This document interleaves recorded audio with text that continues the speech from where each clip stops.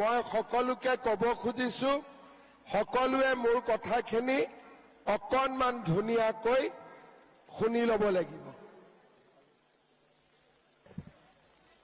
অহাকালি আমাৰ পাৰফৰ্মেন্স আছে আৰু প্ৰধানমন্ত্ৰী ডাঙৰীয়া আমাৰ ষ্টেডিয়ামত 5:30 বজাত তেখেতে এণ্টাৰ কৰিব।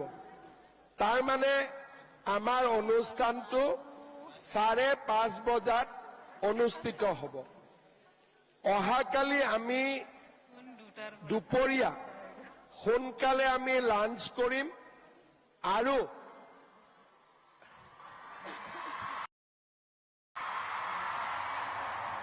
দুপৰীয়া আমি সোনকালে লাঞ্চ কৰিম আৰু ফিল্ডত আমি 2:30 ভিতৰত আহি আমি পজিশন লৈ ল'ম। পানী থাকিব চাৰিওফালে, গতিকে কোনো অসুবিধা নহয়। আমি 2:30 সকলো আহি আমি ইয়াতে নিজৰ পজিশন ল'ম।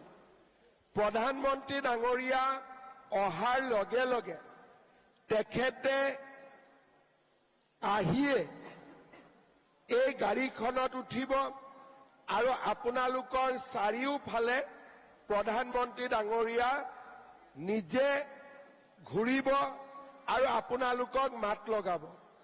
প্ৰধানমন্ত্ৰী ডাঙৰীয়া যেতিয়া আপোনালোকৰ কাষলৈকে যাব, আপোনালোকে হাতেদি তেখেতক ৱেভ কৰি হাত তালি মাৰি আপোনালোকে তেখেতক অভিবাদন জনাব। তাৰ পিছত প্ৰধানমন্ত্ৰী ডাঙৰীয়া আহি মঞ্চত আসন গ্ৰহণ কৰিব আৰু মঞ্চত আমি সৰু কৰি এখন মিটিং কৰিম, য'ত আমাৰ কালচাৰেল মিনিষ্টাৰ ডাঙৰীয়াই দুআষাৰ ক'ব, BTCৰ চিফে দুআষাৰ ক'ব, মই দুআষাৰ ক'ম। তাৰ পিছত প্ৰধানমন্ত্ৰী ডাঙৰীয়াই আমাৰ তেখেতে আমাক সকলোকে উদ্দেশ্য কৰি সম্বোধন কৰিব। প্ৰধানমন্ত্ৰী ডাঙৰীয়াৰ ভাষণ শেষ হোৱাৰ পিছত আমি সকলোকে পাৰফৰ্মেন্সৰ কাৰণে অনুৰোধ জনাম আৰু আজি আমি যিমান ধুনীয়াকৈ কৰিম, অহাকালি ইয়াতকৈ বেছি ভাল কৰি আমি সকলোৱে পাৰফৰ্মেন্স কৰিম। পাৰফৰ্মেন্স কৰাৰ শেষ হোৱাৰ পিছত আমাৰ ইয়াতে এটা লেজাৰ শ্ব' হ'ব। লেজাৰ শ্ব'টো অকল ফূৰ্তি কৰিবৰ কাৰণে আমি যেনেকে তেতিয়া ডান্সৰ কোনো স্ক্ৰিপ্ট নাথাকে, লেজাৰ শ্ব'ত আমি যেনেকে নিজে ফূৰ্তি কৰিব পাৰো আমি তেনেকে ফূৰ্তি কৰিম। প্ৰধানমন্ত্ৰী ডাঙৰীয়া আমাৰ পৰা বিদায় ল'ব আৰু লাষ্টত আমাৰ ইয়াত ফায়াৰ ক্ৰেকাৰ হ'ব। আমি সকলোৱে ফায়াৰ ক্ৰেকাৰ আমি উপভোগ কৰিম। অহাকালি আমাৰ দায়িত্ব যে বড়ো জাতিৰ কৃষ্টি, সংস্কৃতি, ঐতিহ্যক আমি বিশ্ববাসীৰ আগত প্ৰদৰ্শন কৰিম আৰু ইতিমধ্যেই এইকেইটা দিন ৰিহাৰ্চেলৰ যি ফটো গোটেই ভাৰততে ছচিয়েল মিডিয়াত ভাইৰেল হৈ আছে। মোক সকলোৱে খবৰ লৈ আছে যে ইমান ধুনীয়া ডান্স ইতিমধ্যে আপোনালোকৰ ডান্সে সকলোৰে দৃষ্টি আকৰ্ষণ কৰিছে। প্ৰধানমন্ত্ৰী ডাঙৰীয়া বিদায় লোৱাৰ লগত আপোনালোকে তাৰ পিছত অপেক্ষা কৰি আমাৰ যেতিয়া গেষ্টসকল ওলাই যাব ষ্টেডিয়ামৰ পৰা, আমিও লাহে কৰি হোটেললৈকে যাম।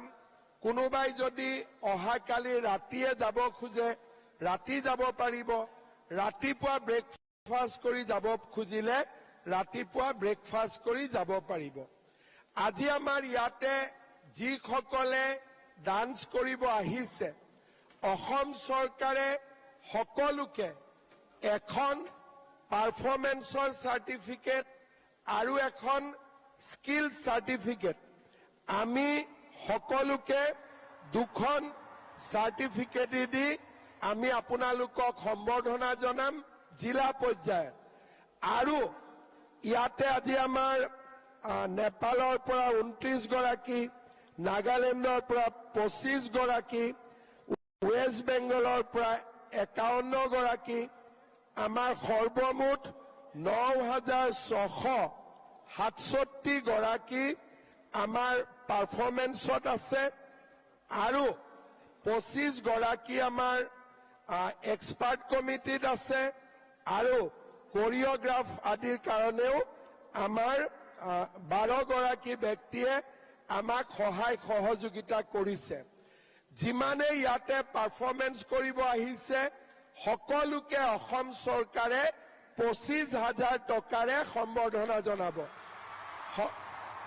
সকলো কেইগৰাকী পাৰফৰ্মেন্স কৰা ল'ৰা ছোৱালী আমি সকলোকে 25,000 টকাৰে সম্বৰ্ধনা জনাম আৰু আমাৰ এক্সপাৰ্ট কমিটি কোৰিঅগ্ৰাফাৰ টিমৰ সকলোকে আমি 50,000 টকাৰে তেওঁলোককো আমি আমাৰ সন্মান জনাম।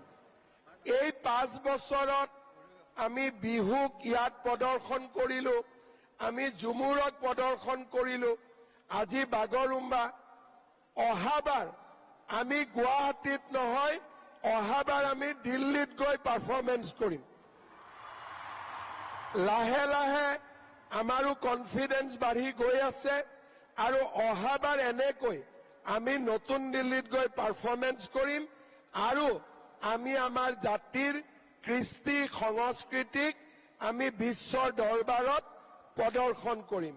মই পুনৰ এবাৰ অসম চৰকাৰৰ হৈ, অসমবাসীৰ হৈ আৰু মোৰ ব্যক্তিগত ফালৰ পৰা সকলো ভাগিন ভাগিনীক মই মোৰ মৰম আৰু শুভেচ্ছা জনাইছো। কালি দিনটো সকলোৱে সুন্দৰভাৱে আমাক পাৰফৰ্মেন্স কৰিব তাক মই আশা কৰিছো। মই আৰু এটা কথা আপোনালোকৰ জৰিয়তে মই জনাব খুজিছো, আমাৰ ইমান আপোনালোকৰ দান চাই আমাৰ মানুহ ইমান উৎসাহিত হৈছে যে আমাক পাছ খুজি আছে, সকলোকে পাছ লাগে।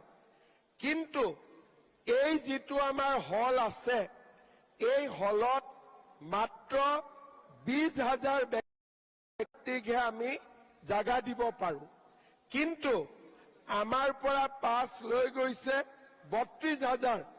গতিকে অহাকালি হয় আৰু বাহিৰত লাইন পাতি আছে, যদি আমি পাছ দিওঁ ভাল কৰি, ষ্টেডিয়ামখনত যদি 1 লাখো জাগা থাকে 1 লাখ মানুহ আহিবৰ কাৰণেও ইয়াত ৰেডি হৈ আছে।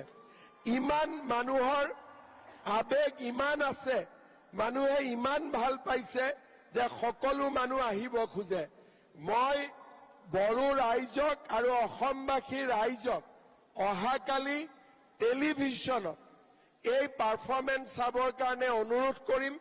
সকলো ইয়াতে আমি জাগা দিব নোৱাৰিম, মই তাৰ বাবে ক্ষমা খুজিছো আৰু বড়ো ৰাইজক, অসমবাসী ৰাইজক আমাৰ যুৱক যুৱতীসকলৰ পাৰফৰ্মেন্স অহাকালি টেলিভিশ্যনত চাবৰ বাবে অনুৰোধ কৰিম।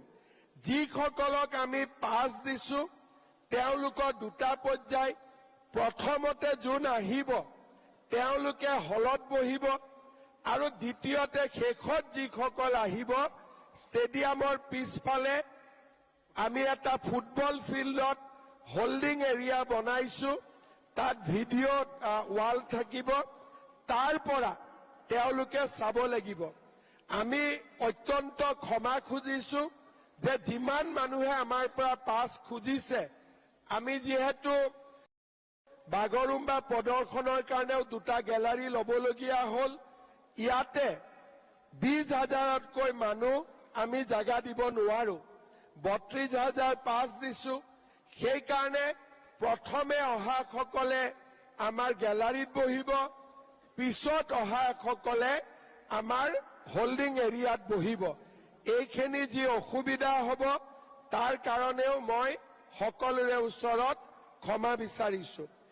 এই গোটেই অনুষ্ঠানটো যেতিয়া BTCত প্ৰমোদ বড়ো ডাঙৰীয়া আছিলে তেতিয়া আমি আলোচনা কৰিছিলো আৰু আজি BTCত হাগ্ৰামা মহিলাৰী ডাঙৰীয়া আছে তেখেতৰো আমি সহযোগিতা আৰু পৰামৰ্শ মতে আমি আগবাঢ়ি গৈছো আমাৰ লগত বিধানসভাৰ অধ্যক্ষ বিশ্বজিৎ দৈমাৰী আছে মন্ত্ৰী ইউজি ব্ৰহ্ম ডাঙৰীয়া আছে চৰণ বড়ো ডাঙৰীয়া আছে মই সকলোকে এই অনুষ্ঠানত আদৰণি জনাইছো আজি আমি ইয়াতে এটা মাত্ৰ পাৰফৰমেন্স এটো এটা ৰিহাৰ্সেল আসল অহাকালি